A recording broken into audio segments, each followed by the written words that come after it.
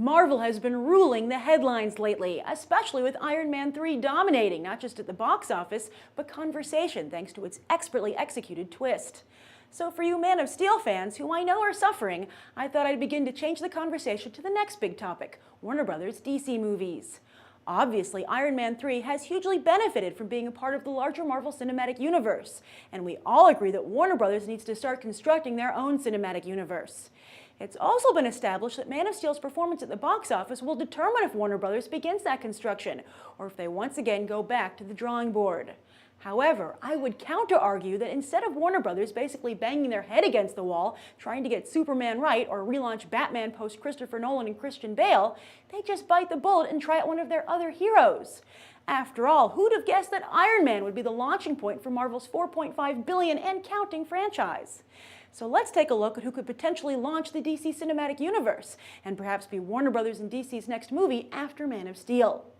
Now, I think the key to DC's potential success is diversity, especially since that's the one weakness of the Marvel Cinematic Universe. While fans continue to demand a Black Panther movie, DC could give them a Jon Stewart Green Lantern movie. Sure, it's another reboot or redo, but Green Lantern continues to have a strong comic book fan base, which overlaps with Jon Stewart's strong animation fan base, thanks to Justice League Unlimited. DC should sign 42's Chadwick Boseman before Marvel does. There's also been a lot of talk about Marvel dragging their feet on making a movie with a female lead.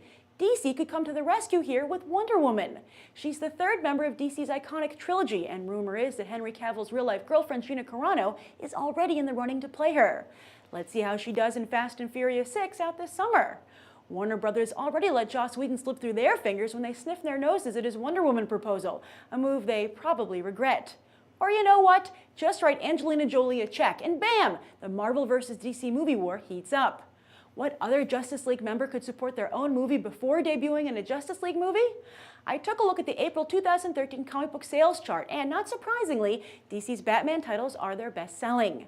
But Nightwing is one of those titles, so why doesn't DC continue Nolan's Batman franchise with Joseph Gordon-Levitt? That would solve their current Bat problem while still allowing them to capitalize on the success of that trilogy, perhaps even more so than Man of Steel does. Finally, outside of their Green Lantern titles, DC's other biggest seller is The Flash.